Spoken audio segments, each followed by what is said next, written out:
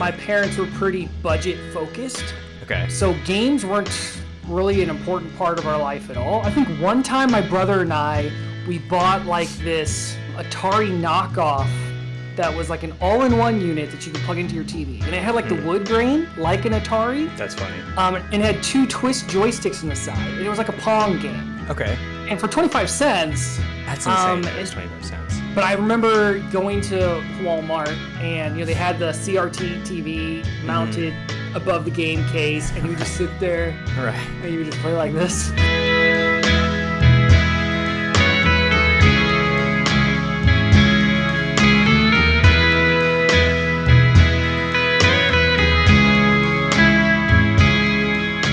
By the time we had an NES, I don't even know if they had NES in the cases anymore. I think they were all just the clearance little end cap shuffle. And so we'd shuffle through there and see if there's a game we'd want to spend the couple dollars we had.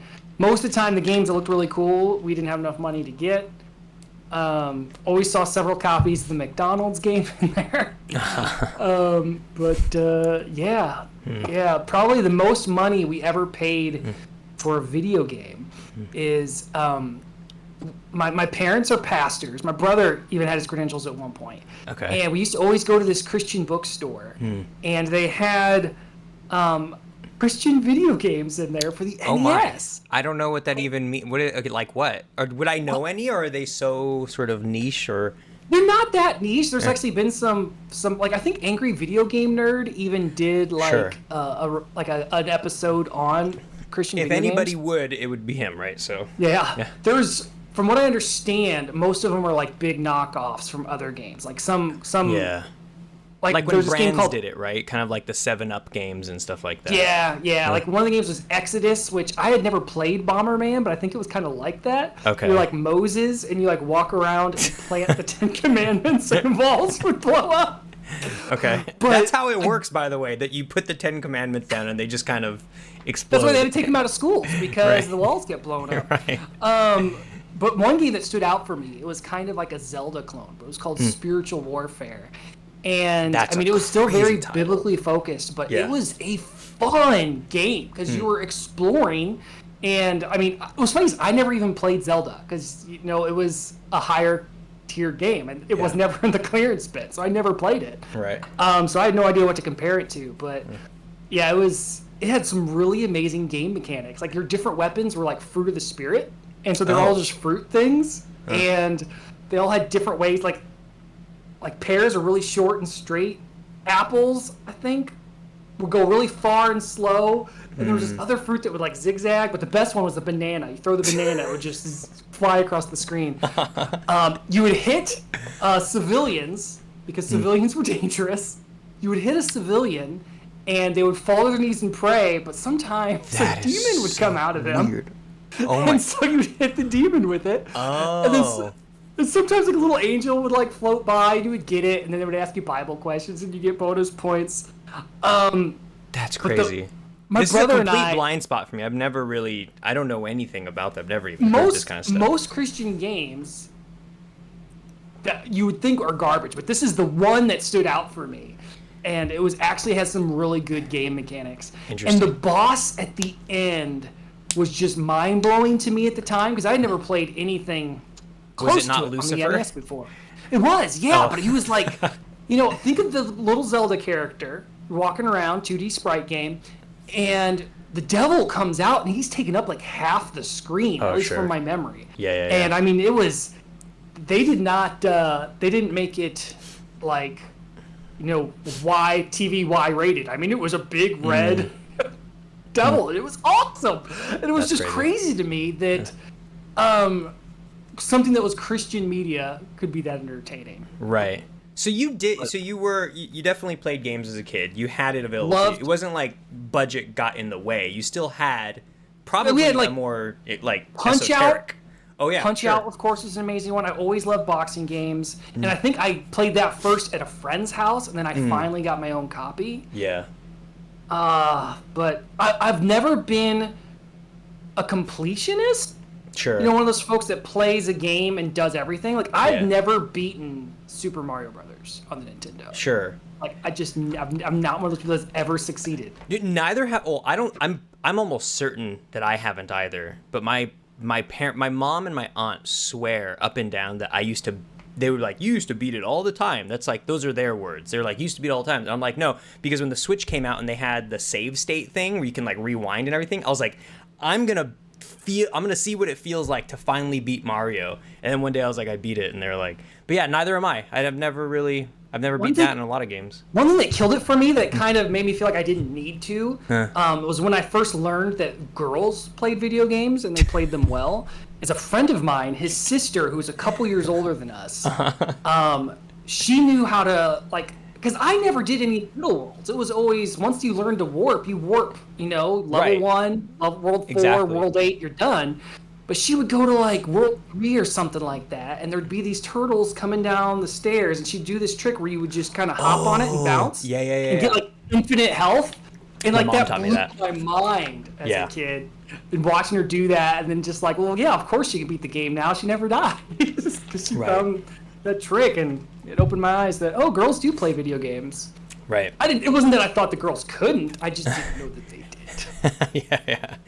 And what about actually making them? How early did that start? Was that also in childhood, or did that come later? No. The way my game development journey is like 4 years old. Okay. Basically the same with me. Yeah, my development journey was not really a good one. I took an intro to computing class, just looking for an easy A. Sure. Didn't really, and I thought it'd be fun. And but it was just development. It might have been C#. It was probably just C.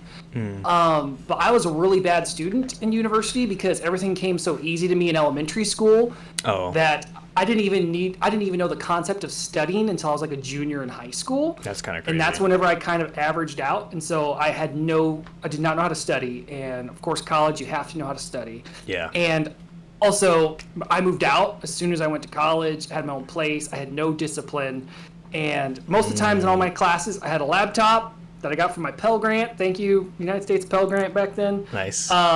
And I was playing RuneScape or some nonsense during lectures. And so when my final exam came, all I knew was if then. But I still passed. I mean, my final project probably should have been 20 lines of code. Right. It was probably like 300, and it was just if then, or if else, right? If then, or if else. Yeah. But I passed the class. But that was my development experience.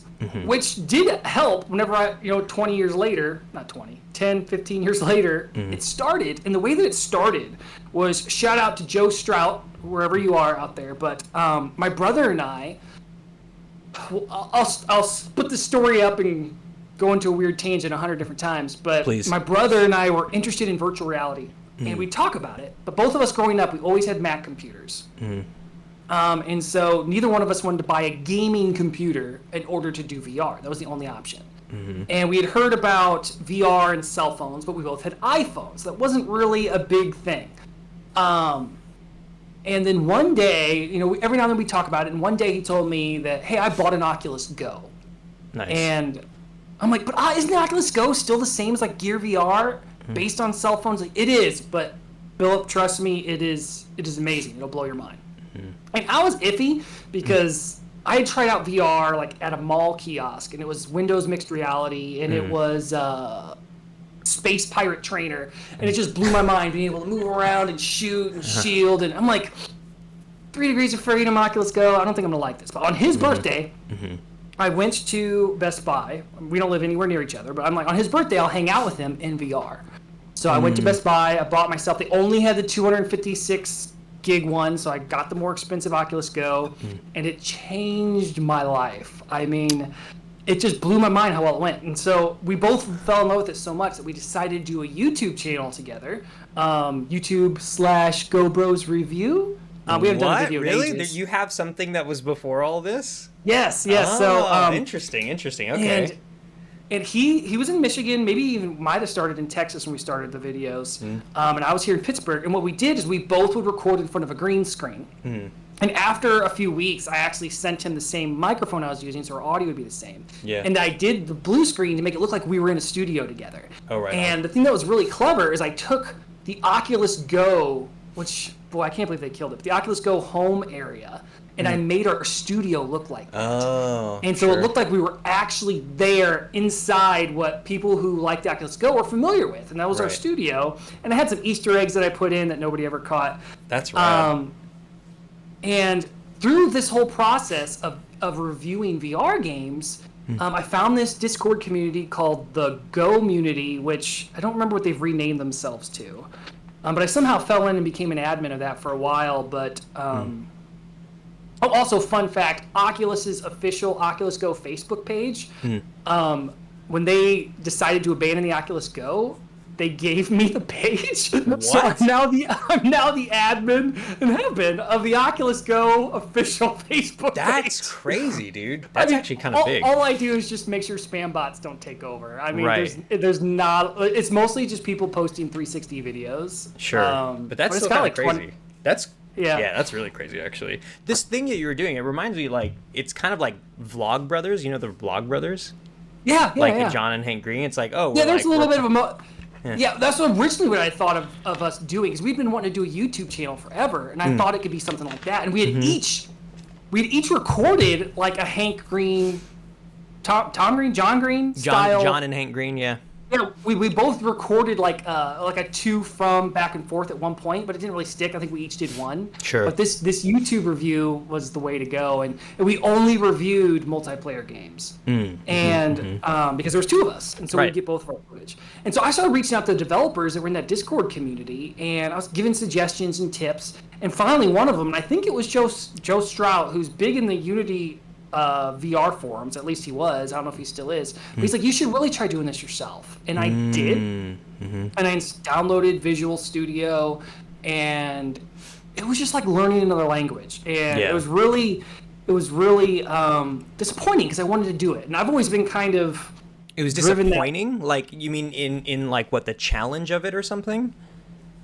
Yeah, and as a kid, this was really bad. Like, if I couldn't just take to something like that, I would get pretty upset. Not like tantrums and throw-ins, but it would just really hit me hard. Like, I remember doing, like, as a kid, getting so upset that I didn't do something perfect. Like, I would break down and cry. I don't have the problem as an adult anymore. Sure. But you say sure, but there's been times I've wanted to. But it was just hard, and it was upsetting because I really wanted to make a game. I had all these great ideas, and I've always been this idea guy. I've done so many different hobbies and things in my life, and my brother would always tease me. He's like, oh, now you're passionate about this, and now you're passionate about that. And he was right. My passions would change year to year to year, because I would find something that was cool, I'd get excited about it, I would show I could do it, I wouldn't master it, right, and then I'd move on to the next thing. This is such a common thing. I hear this a lot. I don't know if you ever watched Dr. K, but I think he did a video about it as well, where it's like there's some sort of like habit that people can form where it's like exactly what you're saying, the just before mastery, where the learning curve starts becoming a little bit more difficult, and also just the return on whatever is making you excited kind of starts diminishing. And it's like, okay, like I could do enough now, and it's like it becomes dissatisfying, and then you are more tempted and more likely to like hop to the next thing. So you're not alone. And I've felt that several times in my life. I don't know how carried away I've gotten with it, but like I've definitely felt it for sure. I feel like it's like a creativity hole, and I wonder if many artists struggle with it until they find out what their gift of it is. Because I, like, in high school, I never wanted to be an actor, and then all of a sudden I did like this play for my church, and everyone's like, you're good. I'm like, I don't really feel like I'm that good. I just feel like I can read well, and I know what different emotions sound like.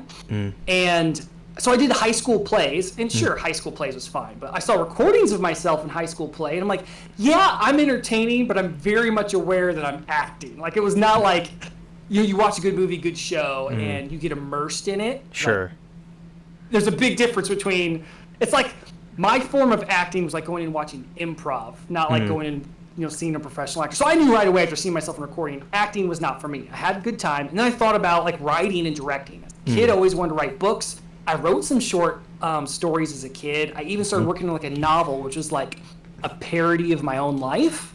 Okay. And this was like when I was in elementary school, like chapters long.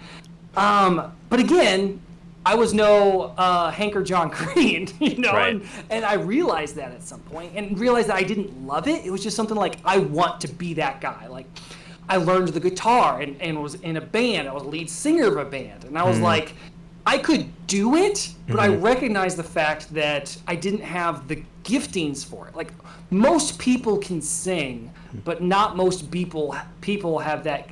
Like, they can sing on key, but there's a difference between singing on key and, oh my goodness, that person's a singer. And I recognized that right away. That was it a drive thing? Like, are you saying that like a part of it also like that like your heart only took you so far until sort of just the enjoyment of it wasn't totally there anymore? Like it kind of started to fizzle out or something? Probably. Now, looking back, I can see now in many areas it was probably a passion thing, because I always told myself, I always knew that I hated practicing. Like, I enjoyed playing sports, hated watching sports, but enjoyed playing sports. I enjoyed the activity, I enjoyed winning, but anything that involved practice, I was never good at practicing. I had piano lessons at one point, never practiced. I taught myself guitar, but I learned shortcuts and never really practiced. Like, I'd practice enough to learn a set, but I wasn't one of those people who just all day long was strumming the guitar. I could not play lead guitar. I played chords and strummed. I could play like 8 chords, enough to get through a song. I think that was the big thing that anybody watching, if you're not sure what your thing is, are you doing it all the time and loving it? That would be a big indicator. Right. If you're not doing all the time and loving it, it's probably an indicator you're not loving it. And to jump ahead, like, I don't play video games anymore. And I heard you talk about this in your podcast, I think it was with Broken, where I'll start playing a game and then sometimes I'll feel guilty. Not in the same way that Broken said he felt guilty, but I feel guilty because, well, I want to go build something. Because I wanted to, and I know that I can, and I feel like I'm wasting time by actually playing the game. Right. Sometimes I'll try to convince myself it's research, but most times it's like, no, I got to get down and develop, and that's what I would do for fun in my free time. Is I would develop. Probably why I have 16 unfinished projects, because in my free time, that's just what I would do. Sure. And I feel like I've finally found what I was meant to do now. All my creativity up until this point, I wouldn't say any of that led me to this. I guess maybe. Yeah, they inform it somehow, probably, right? Yeah, because my buddy Zach and I as a kid, we would make funny videos and stuff, and so I learned throughout my life how to do different things, like, you know, do video editing in one way or another. So I'm sure it all contributed to my brother and I doing our YouTube channel about video games, and then now I'm doing video game development, so it all kind of makes sense. Yeah. Yeah, that makes sense. And like when you were talking about this sort of like in the beginning when you started learning and it was frustrating that you didn't just take to it immediately, is somewhere in there where PlayMaker comes into the equation? Yes. Thanks for bringing us back. Yeah. So I probably would have, if I had, it's probably a good thing it didn't happen, but if I had known how to properly install Visual Studio to where it would communicate with Unity's packages, because Visual Studio has this thing called IntelliSense. That was probably, like, because I would see, like, tutorials and be like, how do they know what to type? And I didn't realize that Visual Studio was telling them what to type most of the time, because it had IntelliSense, it would autofill, like, you would type a word, press a period, and it would tell you, hey, it could be these 18 other things. Yeah. And I don't even, PlayMaker, I don't remember going out and pursuing PlayMaker. I don't even know if someone told me about it. I almost wonder if it was, I think it was on sale, because I was like looking at the Unity assets, trying to find things to help me make a game. Because at the time, my very first game I tried making was for the Oculus Go, and I did not have a VR PC. And the only way to test anything was to do a build. And it took 15 minutes minimum to do a build at the beginning of my project. It took 45 plus minutes later to do a build. So if I wanted to test something, I had to build it to the go. And sometimes I forget a build setting and it was not playable, and I had to change the build setting again. That sounds so exhausting. It was so exhausting. Whenever the quest came around, it had multiple inputs. Once I finally decided that I would try to develop in other areas and realized, wow, using the keyboard as inputs amazing Right. compared to the Oculus Go's little remote, which I still think the Oculus Go is a great gaming console. I don't care what anybody says, but yeah. So I found PlayMaker, and I probably would not have gotten as far as I did if it wasn't for the Discord community. You know, I didn't even know Discord was really a thing. Around what year was that? Because you said it's been about how many years now? It's like a few years for you, right? So yeah, I'm sure we could search my name in Discord and see Right. when it comes up. But I think it's been probably 3 or 4. Yeah. okay. And I mean, the Was it Discord like was before the much pandemic, smaller. or where is the pandemic in this? Like, was it before that or after, or like It was at the probably start of it? before the pandemic. Okay. I worked for Walmart for like 8+ years, and I was a salaried manager, and I was getting really depressed with it because once you get salary, they kind of just make you work as much as they want because they can, because it doesn't cost them anything to have you work more. Right. And my brother had always been looking for work from home stuff. Again, this is 5-10 years before the pandemic. And long story short, he said, Philip, we need some more online instructors. And we need people who aren't dumb, and I need people who know how to use a computer. And he knew I wasn't dumb. He knew I was pretty entertaining, that they wanted people to keep coming back to these training sessions. It was a virtual call center company. And they hired contractors, not employees, but contractors to teach these classes so that people could take customer service calls from home. And I did that, and I finally just quit Walmart, and I was really scared because I'd been working for Walmart for like 8 years, finally got salaried, and I was going to work from home, no benefits, and that was probably a huge stepping stone for me that would help me down the road, because there'd be times that my students would be like on live calls and I wouldn't have anything to do. And so that would give me like a free 2 hours to try to do some game development on like another screen. And so I was able to learn a lot of my game development while I was getting paid by another company. Nice. So that's kind of what it feels like. I have to admit, like I've told Alex before, Alex Chul's the creator of PlayMaker, you know, they hired me to do these tutorials, and like I put in my time, like I spend a fair amount of time, like, you know, it's not like I didn't know what I was doing, but in the beginning we talked about like, by the way, like as I make these tutorials, like I'm probably going to be learning a bunch of things, and I'm probably going to have to ask you a bunch of things, and like that it was said out loud, but I underestimated exactly how much I didn't know. Like, really? One of the first things that we did was like a UI tutorial, and up until that point, I did not know about UI events. Just like I was using the actions, or I even saw for a while people were using that weird like send event component thing where you have to like drag an FSM into like some part. That always weirded me out. Oh man, and people do that. So when he showed me like, oh, you just UI click the event, and I was just like, so yeah, that was. I'll give you 2 guesses on who taught me how to do that. The same person Broken or DJ Dino. Broken, yeah. It was Broken, man. But yeah, that was one of those things where it's like it feels nice getting paid to learn on the job, and make these things. It's funny, while I was still working my teaching gig, I was getting some. The whole time we were planning on doing this, I always wanted to give a big shout out to Sebastian. In the Discord, he's known as Rez. Yeah. But what really helped me start development was, I told you I was doing the Oculus Go, and he made the Oculus PlayMaker actions. Without him, I wouldn't have done I got his anything. Yeah, I got his Steam actions. That's how I know did him. you? That's you? like, yeah. Yeah, if it wasn't for him, like I'd never been able to do anything. And whenever he and I started chatting, I don't even think I realized at the time that he was the creator of it. And then I was just talking about it one time. I was like, oh yeah, I made that. I'm like, say what now? Yeah, I don't even know why why did I bring that up? I don't know. But while I'm talking about it, he encouraged me to do Tri-Jam. And so game jam?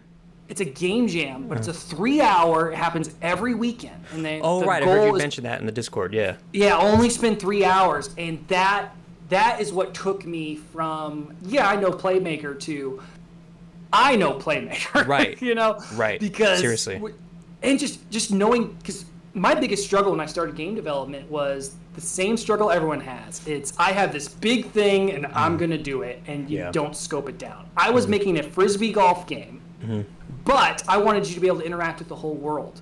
In the first world, I spent a month. Again, Frisbee golf game. I was calling it Ridiculous Disc Golf or something like that. I spent over a month on the AI for the bear in the woods. Oh my god. Oh my Frisbee god. golf game. And if that could just be a symbol to anybody about your game development. Yes. And to show you how I've finally grown is once I learned about game scope, I then my next big project was a board game from my childhood that I was going to base it on. I still haven't finished that yet. And then I'll just skip a bunch of other games, but the simplest game I'm doing now, and I'm so confident in it, and it's tic-tac-toe. I am building a VR tic-tac-toe game. It doesn't get any simpler than that. Right. And I'm actually confident it's going to be very successful because based on what I've learned in the past 4 years. Nice. But yeah, Tri-Jam, 3-hour game jam. And it pushed my skills so much that I built a multiplayer hide-and-seek game in 6 hours during one of those jams. That's rad. But, That's rad.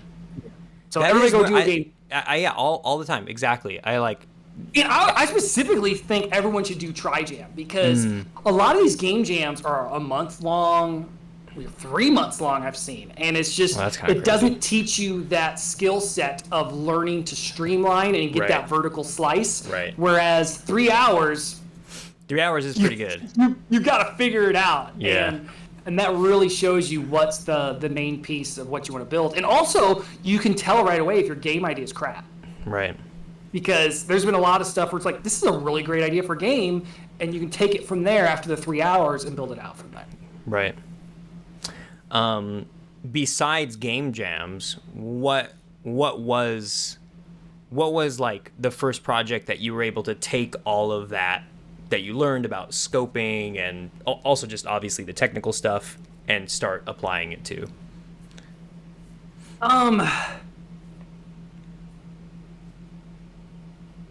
It's hard to say because I don't have any like real finished projects. Sure. I mean, on my itch page, I have lots of like, almost everything on my itch page is from Tri-Jam. Okay. But the biggest thing that I probably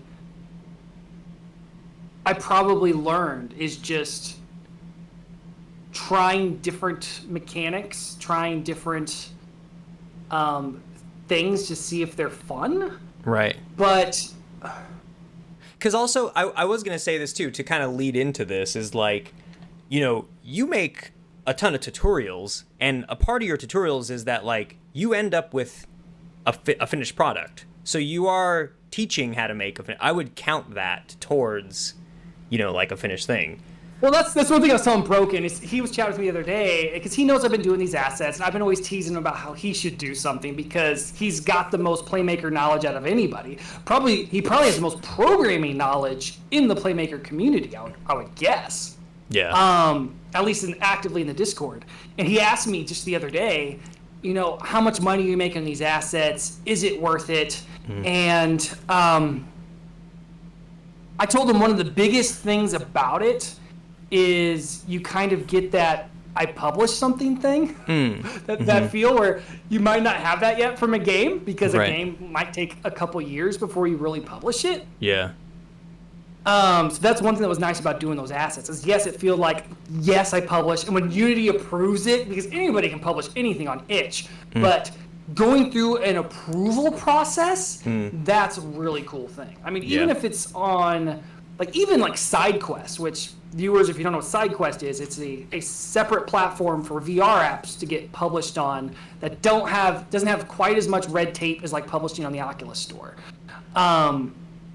But a storefront that has requirements and guidelines to actually get your game published, if you have something that you can try to publish, even if it's, I think after you put your $100 down on Steam, you can start creating your page, right? And kind of start going through that process. So that's a big eye-opener there, too, is just knowing what's going to be needed.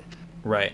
But yeah, to answer your question, you're right. Finished products, my assets have been a big bit of that. I've submitted some projects for publishing. Like, I did submit my disc golf game. I don't know in what state I submitted it in, but they actually would have approved it before they closed the Oculus Go store, except I think I forgot to do left-handed mode. Sure. But, if I could completely veer off of that question, because you're talking about the assets that I made, probably the thing that really helped me learn the most, and this is something that I feel like has kind of followed me my whole life, is like even in elementary school, like I would sit in like a boring class. Well, probably not elementary school, but like high school. And I'm like, this is a pretty interesting topic, but I'm not enjoying this because of how the teacher's doing it. Sure. I'll bet. Yeah. And I actually went to school to become a teacher, partly for that reason, because I knew I was flamboyant. And at the time, I didn't quite realize how I could do it, but I had a way of taking concepts that I've seen other people teach me poorly, but then I was able to teach someone else in like half the time. Like I remember learning how to drive stick shift. And it took several weeks from like my dad teaching me to drive stick shift. I taught someone in like an hour how to drive stick shift, and then they were done and they could drive stick. I mean, every now and then they drop the clutch, but for the most part they could drive stick, and I taught them in an hour.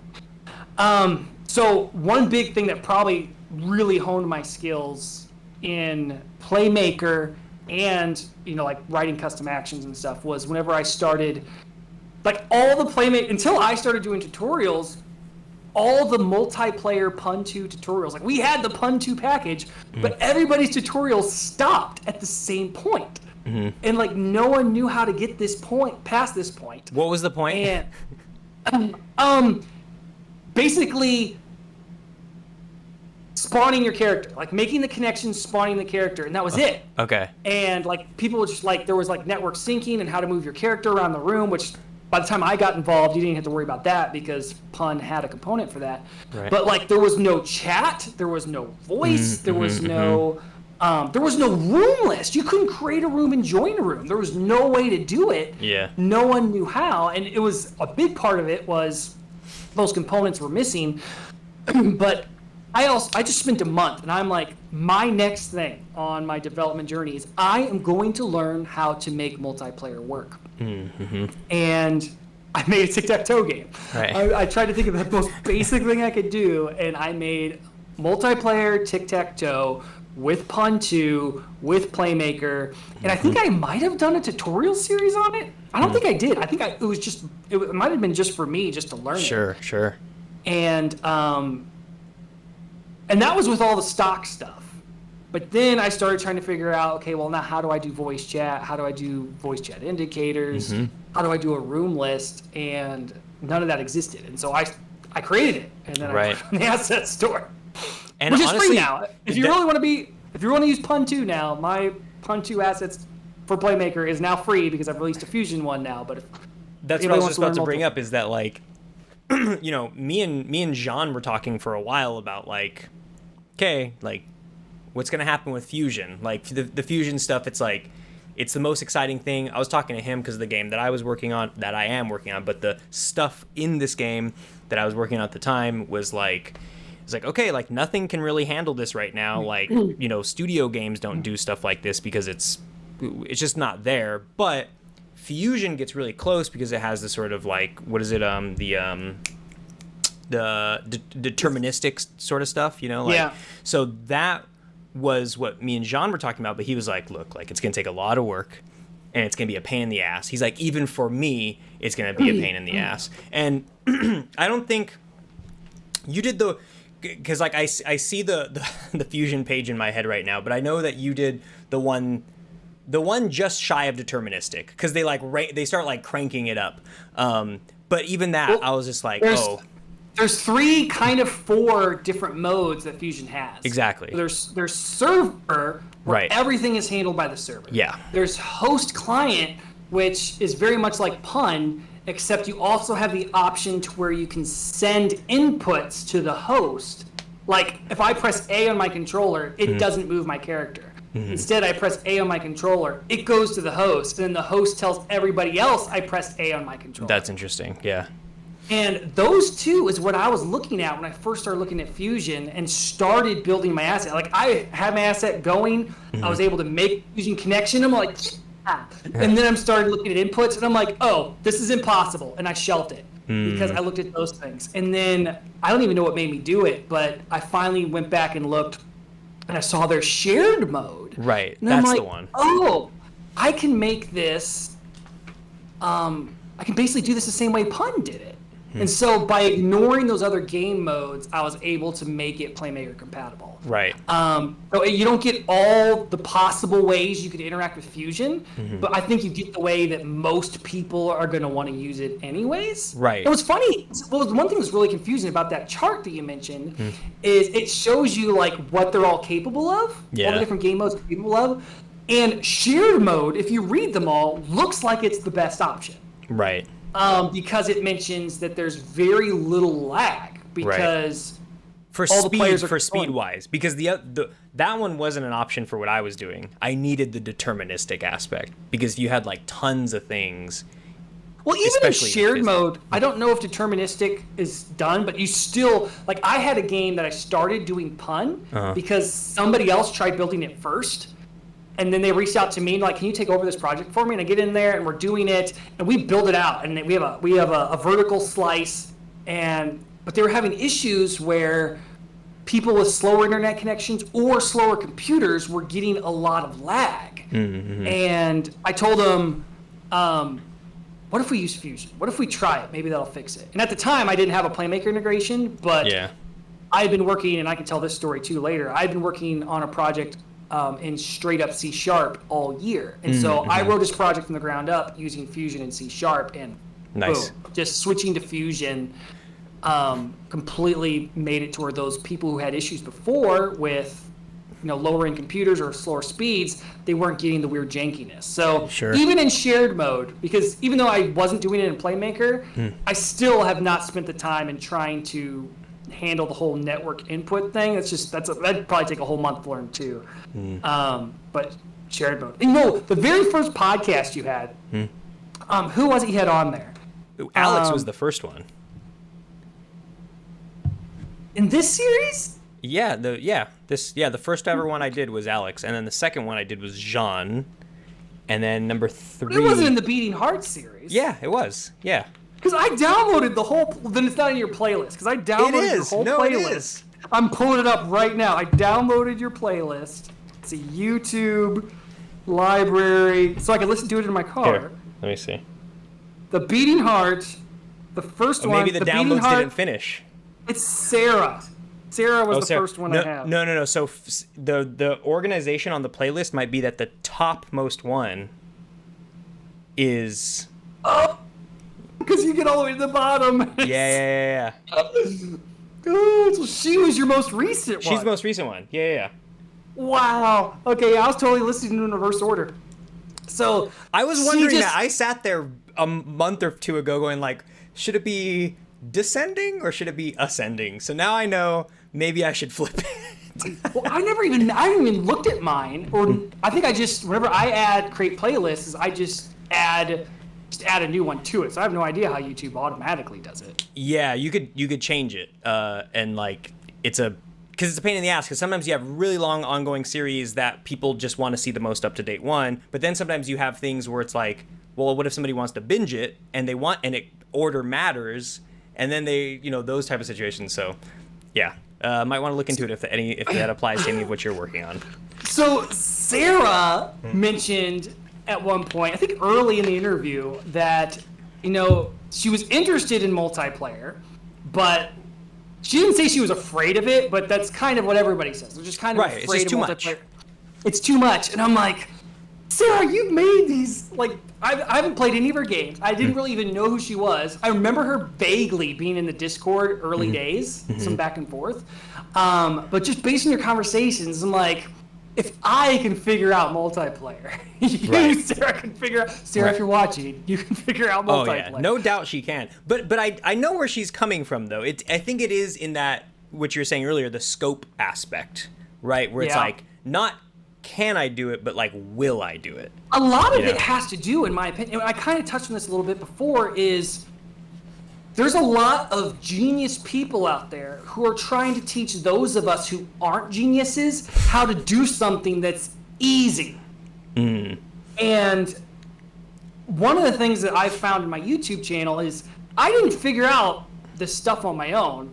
I went and watched other people who were smarter, but who weren't necessarily very good at explaining it, and I just like would watch it over and over again, read documentation, trial and error, and then I figured out how it made sense. And I don't want to say that I dumbed it down, but I feel like when I'm doing my tutorials, I make it, not to pat myself on the back as like a teacher, but that's what I've been doing for the past 10 years is teaching. Yeah, no, if you'll allow me, I'll, as somebody who's watched your tutorials, what I appreciate very much, you know, like I know the difference between somebody just telling me something, like step by step, taking me through it, but not giving me any context or why or anything like that, versus what I've seen you do, which is like, and here's why I'm doing that, because if I didn't, this would happen, and blah, blah, blah, blah, blah. And without getting too long-winded either, right? Because there's like a nice balance to strike between like, because sometimes I'm all like, I'm watching YouTube videos, I'm like, I don't need all this context, I just need to know how to do it. Yeah. But then there's other times where people have taken it the other way, and I'm like, well, I do need a little bit of context here. Right. Just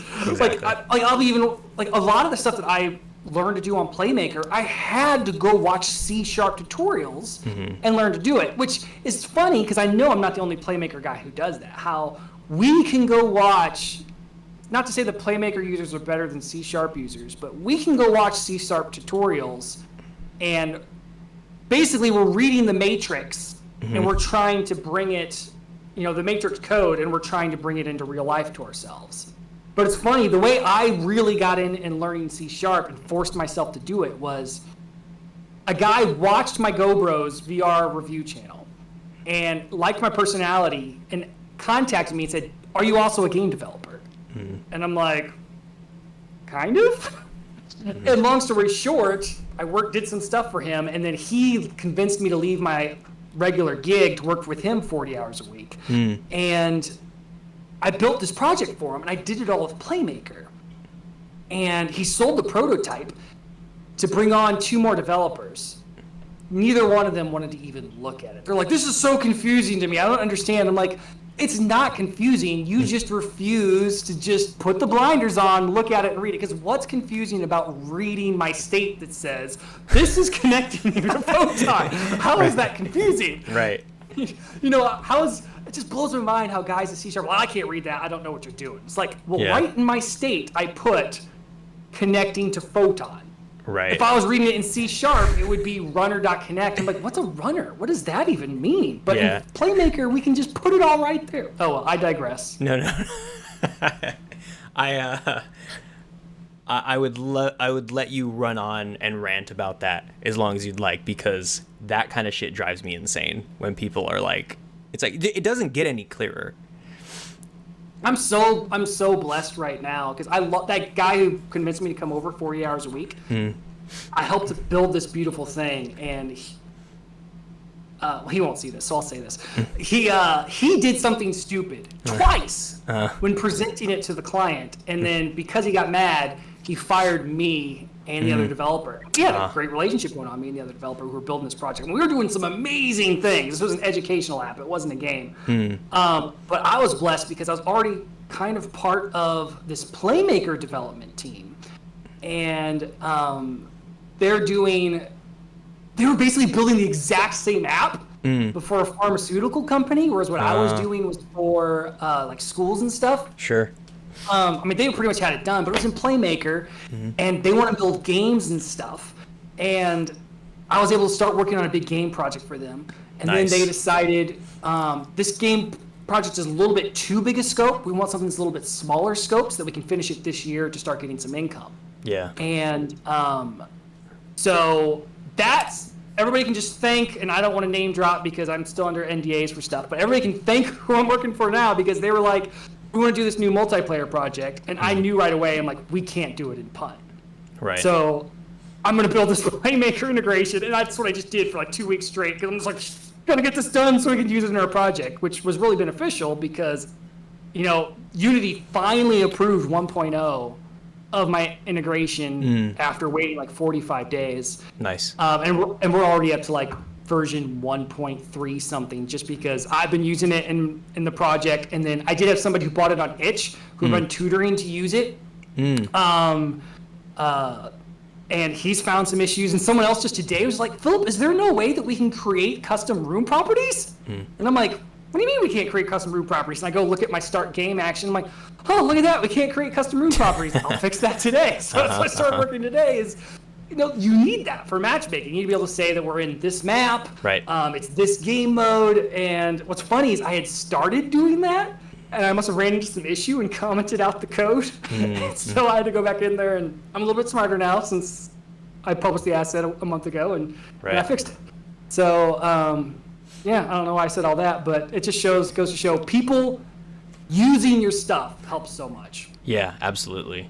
And not to get us off track, but one of the most frustrating things I've found about development is you'll find people who will say, yeah, I'll test your game, or I'll test your asset, and they provide you zero feedback.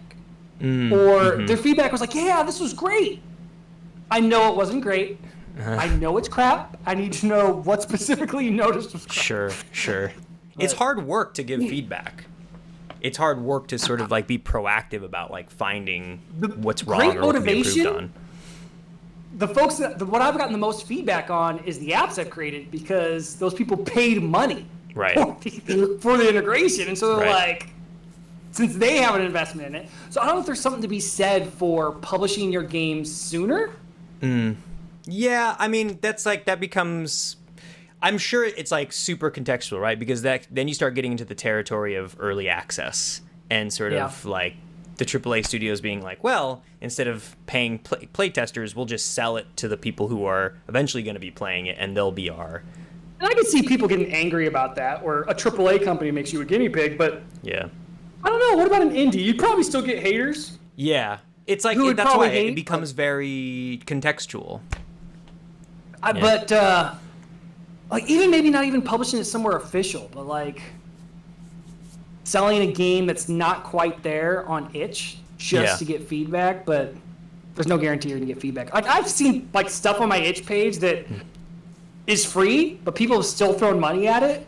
Right.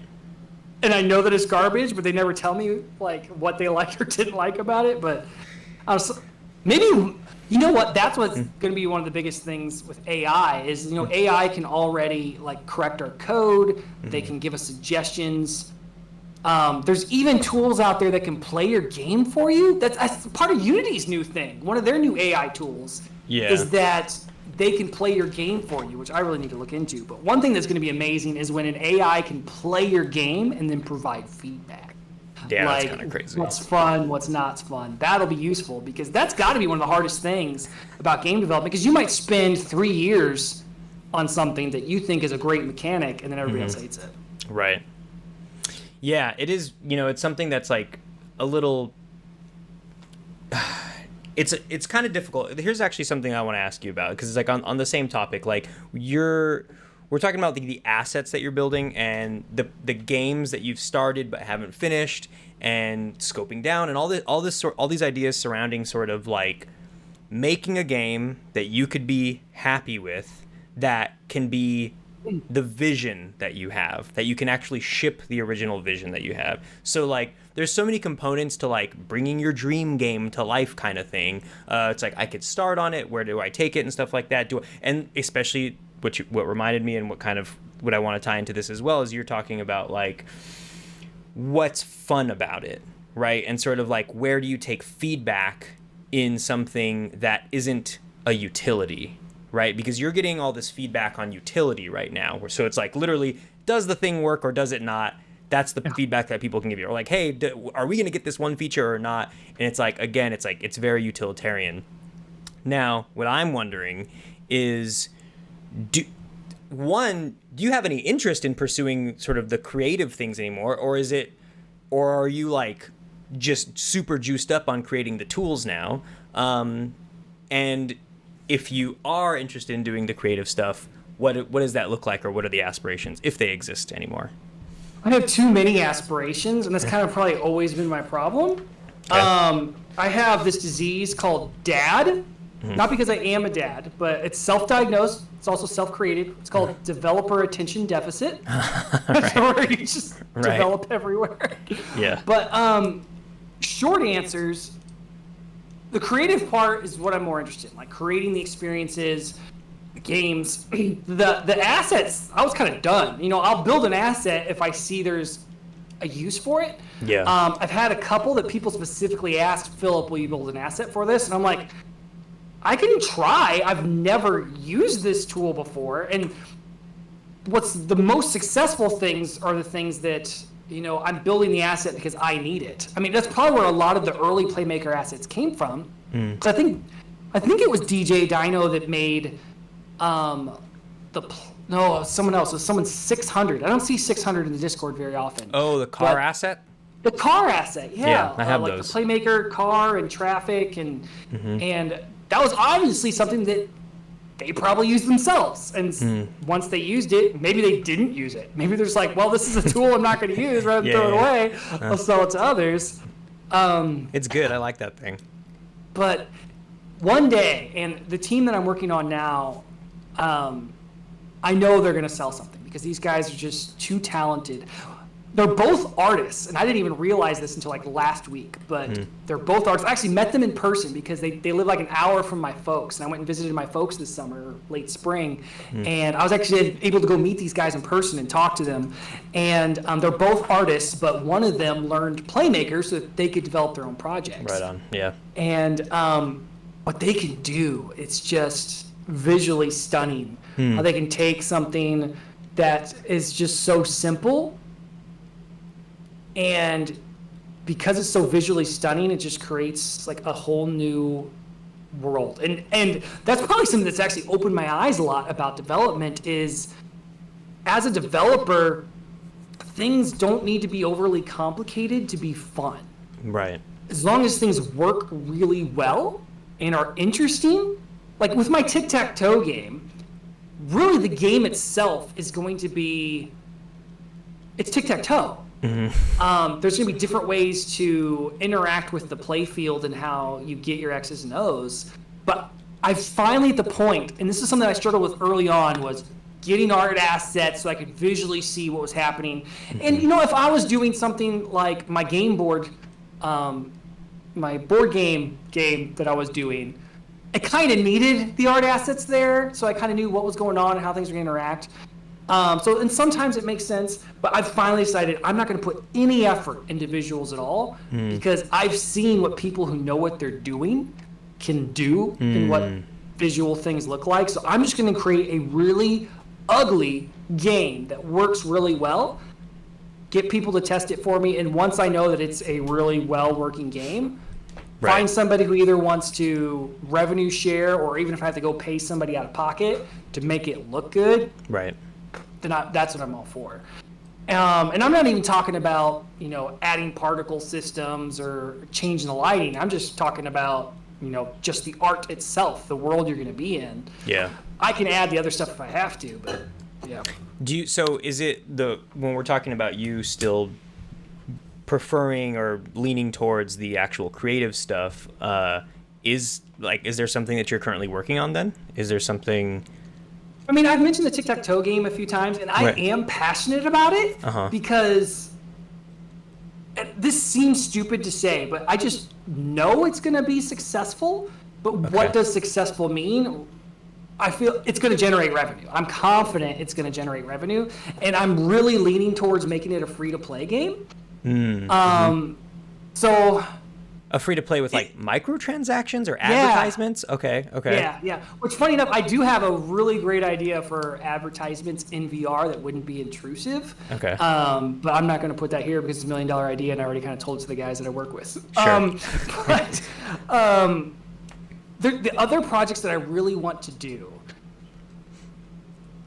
I have the board game one that's going to be a really good game, but it's one of those things where I have to provide. At this point, my trade is I am a game developer. I lost that educational development gig I was doing. That was doing 40 hours a week. I'm only getting like part-time hours now with I have like 1 or 2 side gigs. It's all development. Yeah. But I can survive on that because development pay, it's not like I'm working part-time at McDonald's. I'm a part-time developer, and there's a little bit more income to that. I can survive. I'm not getting rich, but it's going to be enough to pay the bills. Yeah. And so because of that, it's allowing me some more freedom to work on my passion projects. But I'm also passionate about this new team I'm on and their projects. So that's a good place to be. And they're paying me. So I'm spending a lot of time there.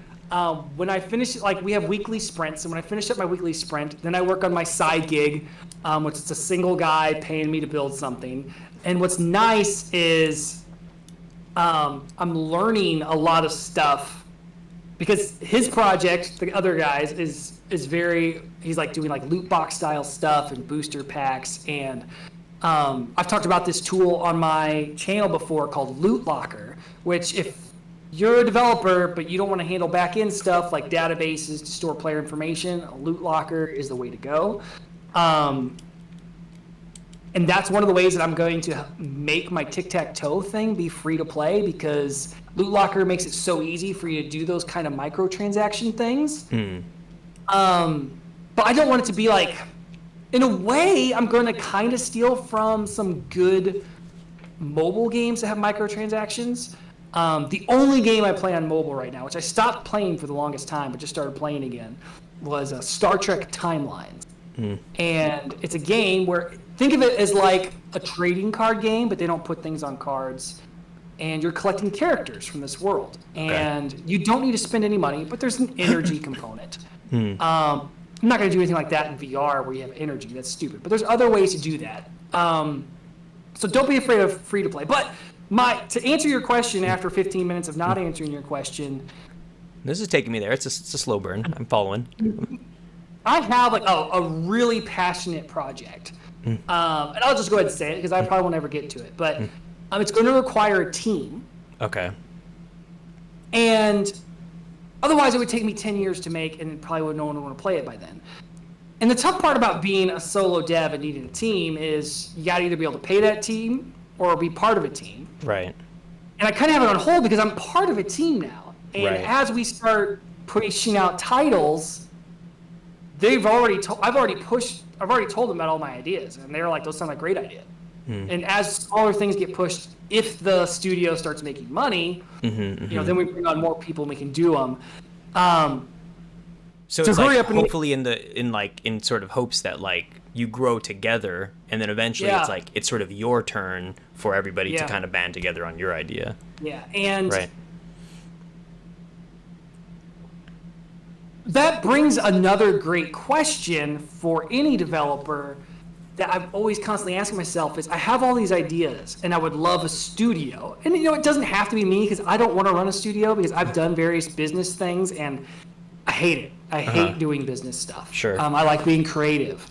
In a lot of ways, I was doing business-related things like generating businesses, investing in real estate, not realizing it was me trying to be creative, if that makes sense. Like, in a way, because creating a business is still being creative. No, I get that. But then you have to manage the business, and that's not fun. Yeah. So I keep asking myself, if I had a studio, if I was a lead developer on a project, could I still enjoy that if it was my passion project? I'll go ahead and say what my passion project is. So there's another Star Trek game called Bridge Crew that's been in VR for a long time. Oh, I think I've heard of that. It's one of the fairly popular VR games just outright, right? Like not even just Star Trek, but just like non-Star Trek people will play it. And so you're on the bridge of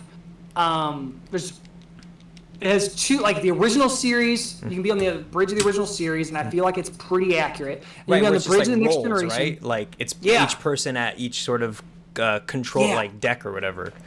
And what just blows my mind about that game is Star Trek players, finally get that RPG and VR thing. And non-Star Trek players, but then they stopped developing it, and I never understood why, because if anything made sense to have DLC, it was that. Because the Star Trek universe, I mean, sure, it's not as big as Star Wars, but Star Wars is like now too big and diluted, and I was never a Star Wars fan anyway. Sorry, no hate. But there's iconic Star Trek ships in their universe that fanboys that are anywhere from 16 to 66 or 90 even would love to be in VR. Right. But they just stopped. And it's like, you couldn't have kept one developer and one artist to just build the bridge of the next ship. Right.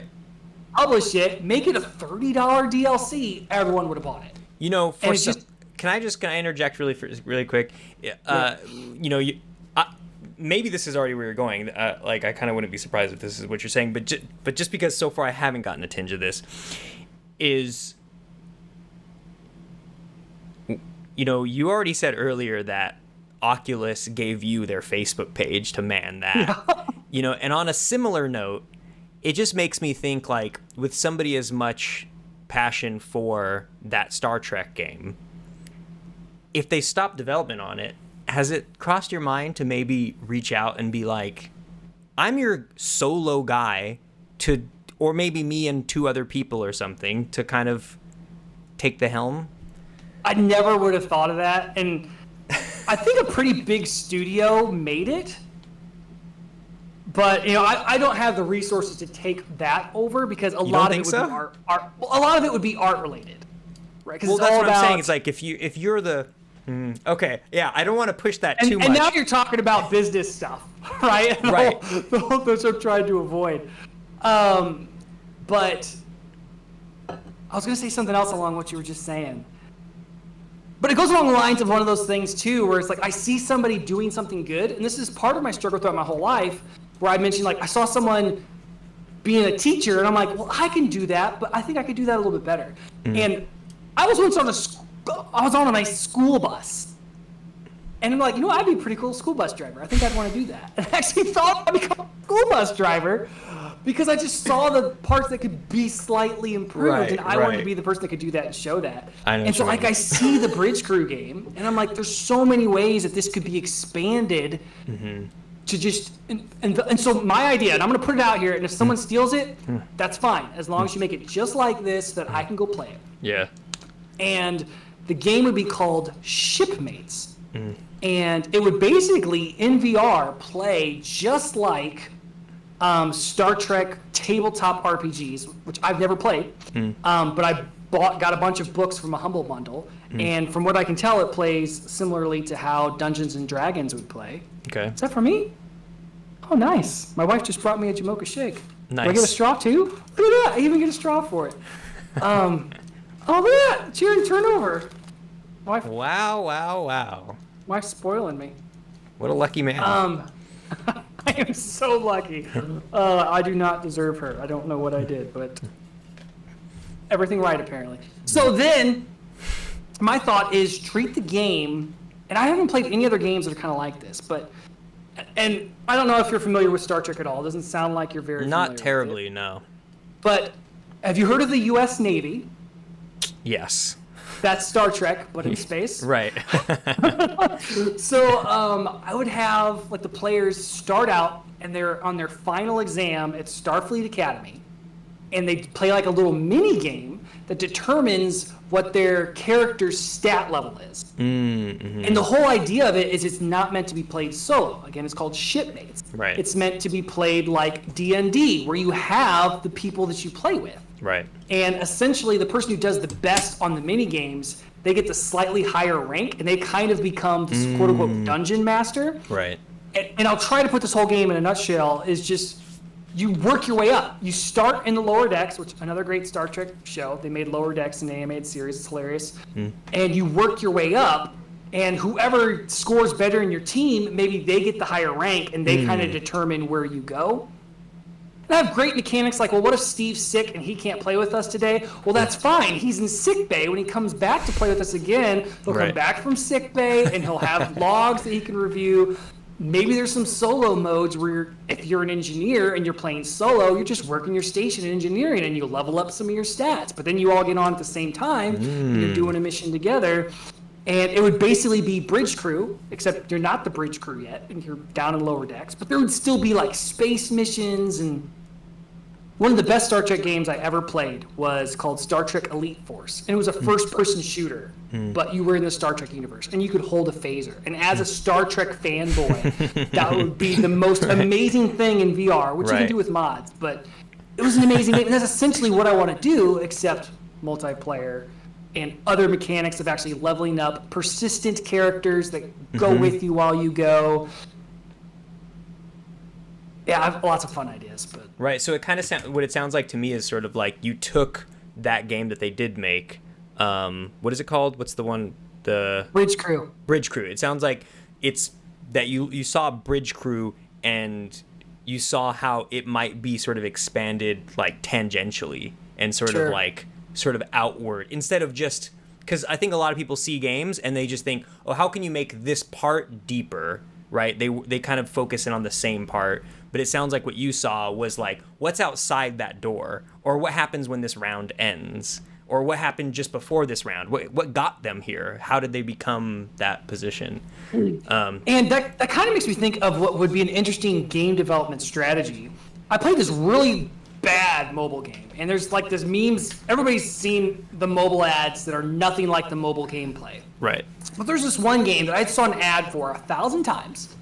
And really, what they showed me in the ad was like, well, that little mechanic, it's a super simple game, but that's a great pooping game. Okay, I would really enjoy playing that game on the tour. Download the game. It's like several gig on my iPhone. And the portion that I see in the game, it's like a mini game in the game. And this mobile game took what honestly looked like 4 different games, different sprites, different characters. They're all rolled into one. But this game had like millions of downloads, like one of the top games on the App Store, but none of it made sense together. And it looks like it was so many different games thrown together. And I deleted it with disgust. I don't think I've ever deleted a game with disgust before, but I deleted it with disgust. Right. But it makes me think that especially for VR, but definitely for indie developers, that whole vertical slice thing is, yes, you might have all these other things that you want to implement into your game, but if you have something that allows you to publish and is playable and is fun, you can introduce an entirely new mechanic later. And many big games have done that. They've introduced new classes, new craft types, and some people I feel like might not think that they can release a game. Like I've played tested a lot of games where it's like, well, this is a game. It's like, oh, I'm not even close to finishing it yet. But this is a game. You can publish it and earn revenue to help you finish the game. Right. But that being said, you don't want to go the route that mobile game did, where you're just slapping a bunch of stuff that makes no sense together, especially looks different. Of course. That does make me think too. Right now, you're talking about download this game and having this sort of disgust, but also just like how jazzed you were talking about the Star Trek stuff and like making a game that was this sort of involved with like the role playing and everything, and like just being involved in a universe. And that concept's probably the first one where I ever thought about breaking it up into like different roles. Like I'd never thought of development teams where, you know, you're in charge of the bridge duties, you're in charge of away team missions, like breaking up not just development and art, but breaking up into development pieces. Like this game mechanic you're focused on, this game mechanic you're in charge of story. That's something I never even thought of. Sure. Until I thought of this project was non-developers being on the team. You know what I mean? Like, I've always been kind of just development. You know, you ask for help from developers. A lot of times I feel like we need to ask for help, not from developers, but from writers.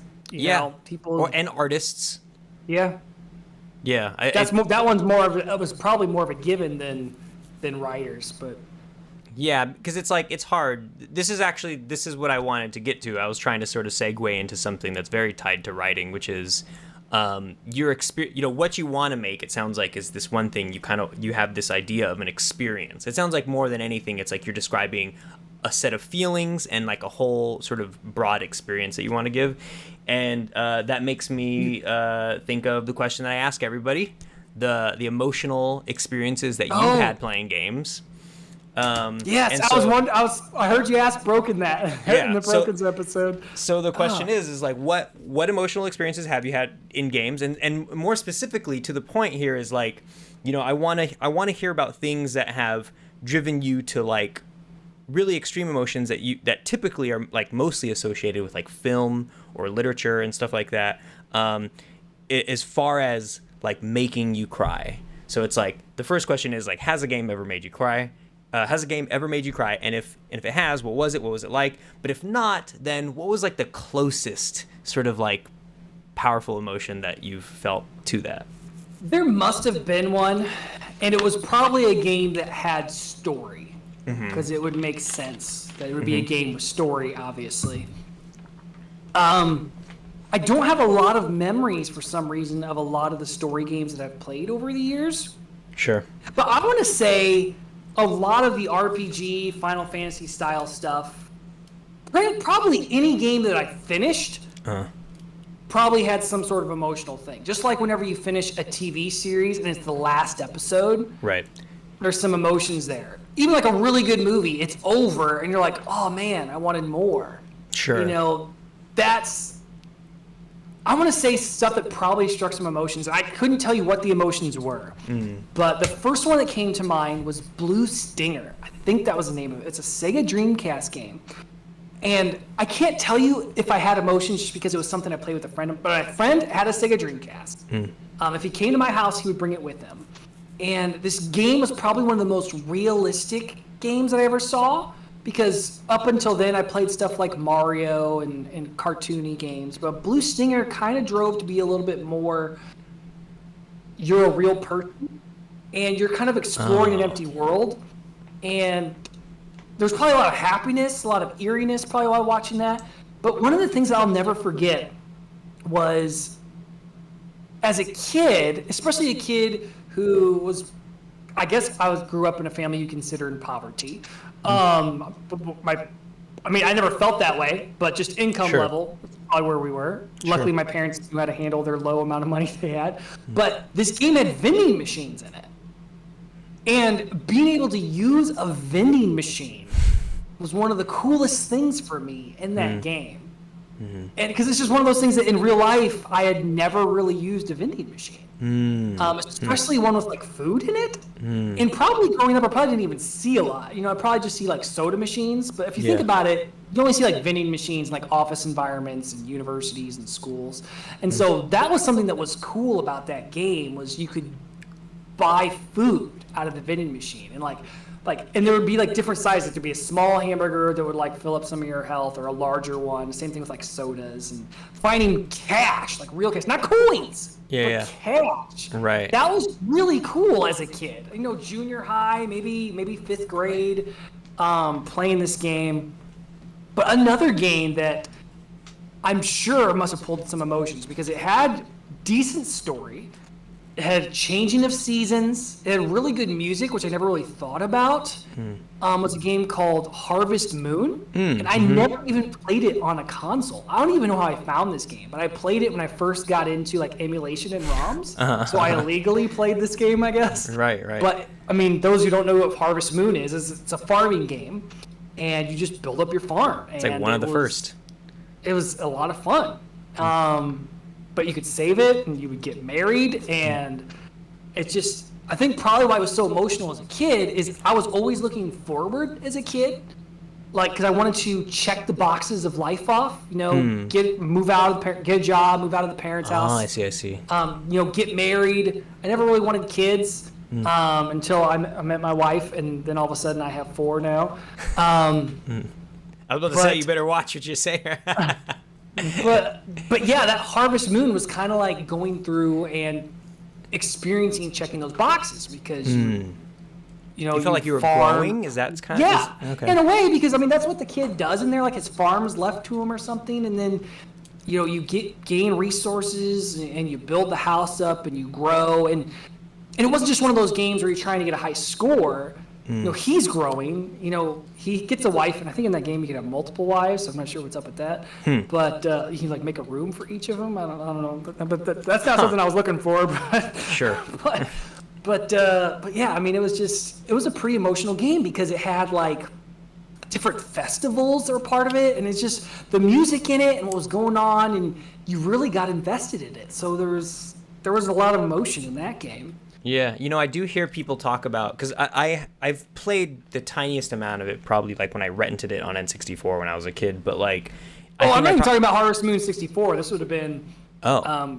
Because I think I tried playing that and it was okay, but for some reason I just missed the flat SNES. Oh, interesting. See, my only experience with it is for N64. I like rented it as a kid for like a day, and then I couldn't get into it. But nevertheless, when I hear people talk about Harvest Moon, it's like the thing that they're usually expressing is like this sort of like the sentimentality of it. Like it seems to be a very like emotional and sentimental game. Yeah, that's interesting. For sure. Do you want to bring any of that to your games? Is any of that kind of stuff? Not really, because my big push for development is kind of like VR. I'm not as like, I was all about, when I first started it was VR development, but everything I'm really working on now is for VR development. And I think the big thing is because I feel like all games should be multiplayer. Obviously, they don't all really need to be multiplayer. Yeah. But I don't want to play a game unless it's multiplayer because because if I'm playing a game, I mean, I loved the Batman games, right? I mean, that's just, who doesn't love the Batman games? Those are just so fun. But it's a solo game, and sure, I could play it, and somebody watching me play it would probably be fun. I watching someone else play with it could be fun. It's like kind of like watching a movie in a way, but you're not playing it with someone else.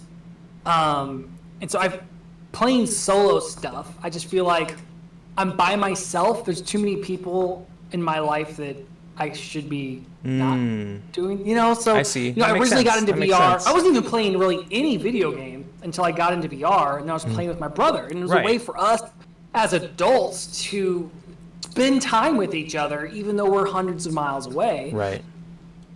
So yeah, multiplayer is just, I don't even know if I've had a game idea that wasn't multiplayer. That's interesting. For all of my development, well, I guess I have, because when I first started learning Loot Locker, I toyed with how could I monetize a mobile game. So there was a game that I was doing, but it was still high score based and be posted online. But I'm always thinking about multiplayer, so probably not a lot of. I wouldn't be opposed, right, to being on a team that's building a story. Right. But the team I'm on now, they're more based on like revival of. They're like probably the guys I'm working with are a bit older than me. Yeah. But how old are you, if you don't mind me asking? By the way, I have no idea. I can't put a. 37. Really? 37. Yeah, 37. Okay. I have to ask my son guess that sometimes. Seems about right. I knew you had to be close to me. I knew you were like, it was like, it had to be. How old are you? I've heard you ask everybody else, but I don't ever remember you answering. I'm 33. Okay. Yeah. The 30s, okay. Did you experience where it was either when I was 30 or 35? That's when my body started falling apart. Is that what you experienced? Yeah, I mean, like, sort of. Like, basically, just as I hit 30, I started to feel, maybe even in my late 20s, I was like, oh, I need to dedicate way more time to maintenance. Like on the flip side of that, and that is very true, everybody, if you're hunched over a desk and you're over 30 years old, you need to have some sort of exercise. Right. Otherwise, you're going to be hurting.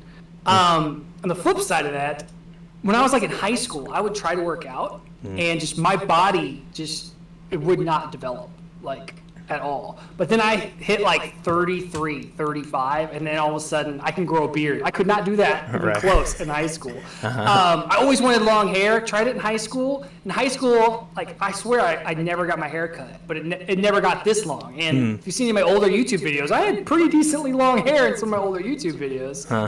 And my wife, even though she got her master's degree in psychology, she went on to become a fitness and nutrition coach. And she had me looking fly. Nice.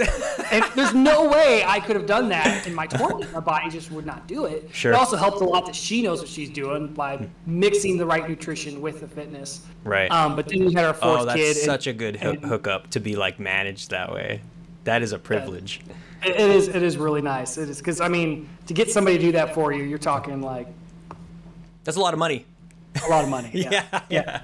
Except her. So if you need a coach and you want an online coach, Coaching with Steph, I think she's got a website somewhere, but very affordable. She is.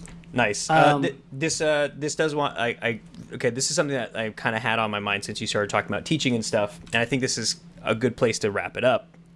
Is I would love to know, like, what, because you come from teaching, right? You come from a place of like wanting to show people how to do things better, but also because it sounds like you've just gone through so much trial and error yourself to get to this point, and it's like, and what you do is like, yeah, you're making things for people to use on their own, and also you're enabling other people like to actually make their ideas happen, right? So you're in a very good position to, at this point, give some advice, right? So like when people are starting out, you know, let's break this into two categories.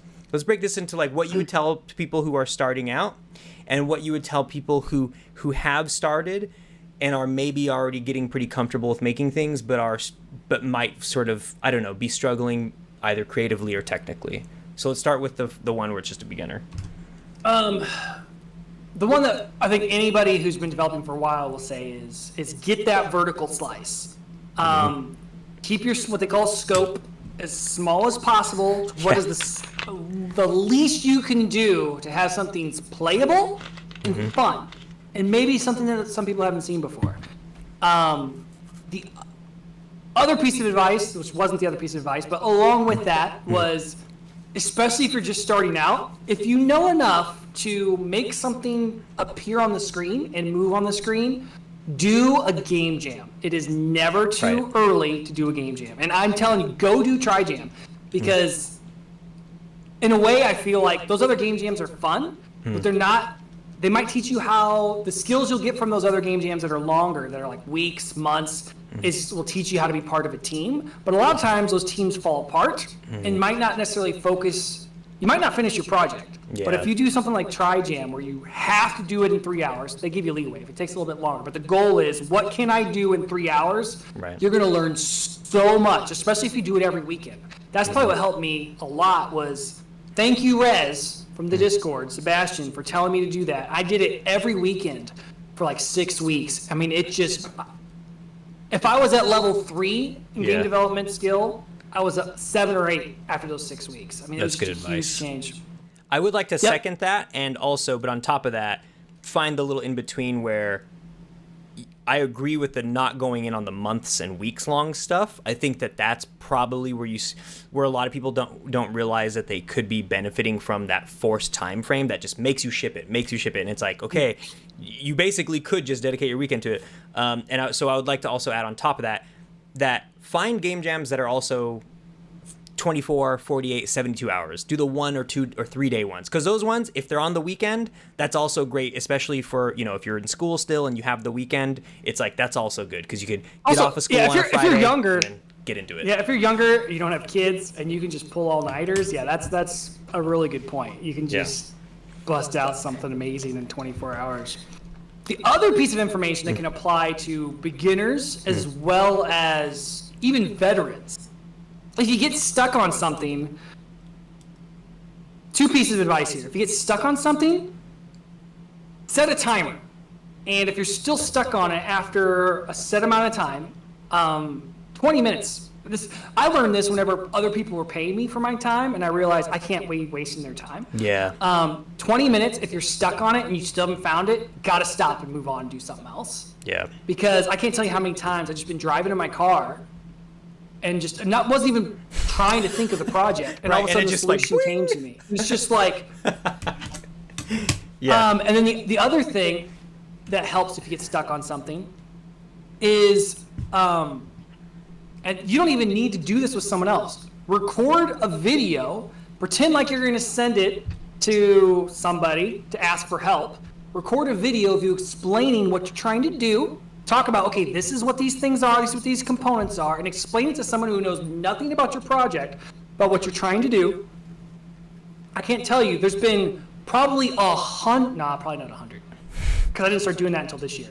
It's probably been a good 30 times I've done that, and I never had to send the video because I figured out the solution while trying to explain it to, most of the times, my colleague on my project. Sure. We weren't always online at the same time, so I would record a video explaining where I was stuck so I could send it to him, and then I never had to send it to him because by the time I got to the end, because I was explaining the pieces out loud for someone else to understand, it was just like, oh, duh, this is why it's not working. I forgot to put a finish date or something like that. Right. And I cannot tell you how much time that has saved. Just stop, record a video explaining it. You'll be surprised. You'll figure it out.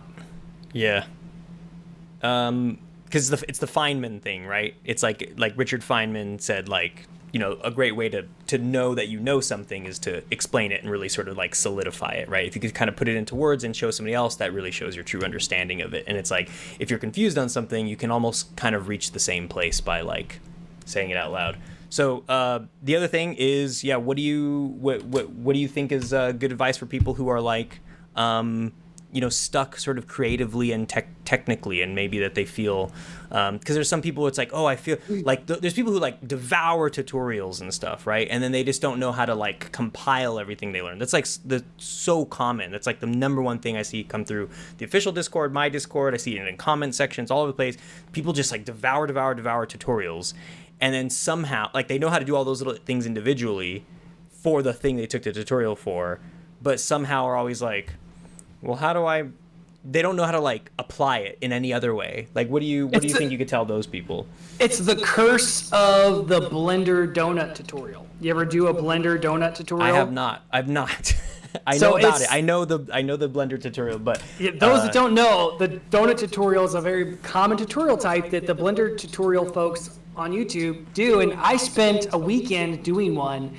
And I made the most amazing, delicious looking donut ever, and I have no idea how I did it. It's just, I don't really know what the best piece of advice would be. So it's tricky. It's a little tricky. I'll tell you what annoys me though, is when someone says, any good tutorials? Oh, I gotta be careful. I almost said what someone had exactly said in Discord the other day, so I don't want to call them out. Does anybody know any tutorials on how to make Super Mario Brothers with PlayMaker? Uh-huh. And it's like, you got to realize you can't just ask somebody to teach you how to make a game that already exists. Don't be thinking about, how do I build this game? Yeah. You need to be thinking about, how do I build this component? Right. Now, getting stuck creatively is something completely different, and there's no real solution to it other than to just stop and go do something else. I agree. I think that's like the only thing you can do. Exercise is so helpful. I'm being a hypocrite right now because even though my wife had me in great shape and I was having good habits, we had another kid and we both fell off the bandwagon for a while. We just had a lot of stuff come up. But when I was in the habit, I tried getting the habit back, and I started working out first thing in the morning and then doing my old educational development job, and it was amazing how much better my brain worked and how much things just came easier. But there's something to be said for when you hit that block, go do something else. You know, wash your dishes. You know, vacuum a floor, and then come back to it. Just break it up. Right.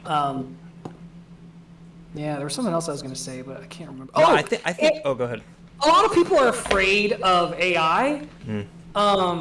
But I can't tell you how many times ChatGPT has saved my butt. And even though ChatGPT can't, those of you that are PlayMaker developers, it can't draw the map for you, it can write step by step how your FSM, what you should put in your FSM. Yeah. So far with moderate success. It blows my mind, though, how much it knows about PlayMaker, because I would never have thought in a million years until someone said they tried it. But same. Even without PlayMaker, if you just go and ask it, you know, in Unity, how do I make a 2D sprite move across the screen when I press the X button? Yeah. And it'll tell you. And then you can say, okay, I'm using PlayMaker visual scripting. How can I do that with that? And it'll help you out. It might not be the right answer, but it'll definitely guide you on the right track. So I hate to say that AI is the answer to everything, but it's a tool you should have in your toolbox. You should definitely have it in your toolbox. Absolutely agreed. Well, do you prefer Phil or Philip? I used to be a real stickler for Philip, but for the most part, whenever I've corrected people and told them that I just want to be called Philip, they just kind of ignored me anyway. So just kind of. You know what? Then it's Philip. Then I'm gonna call you Philip. I'm gonna call you Philip. I'm not gonna be one of those guys. Well, Philip, it's been a real pleasure. There's a lot of good info for the folks watching. I definitely think that you're one of our really prized teachers. Not only because like that you make it accessible, but you make it fun. I think that's super important. So it was a pleasure having you on. And also, I'm glad to hear that you're still, because it's like it's hard to balance when you're doing the tutorials and teaching people and making assets and making a living while also still like hanging on to like I want to do the creative shit because that's still fun. So I'm glad to hear that you're still on board with that, and I'm glad to hear that you're cranking away on those things. That's awesome. And yeah, if anybody wants to see more about what Philip's doing in whatever project he's on, there'll be links in the description.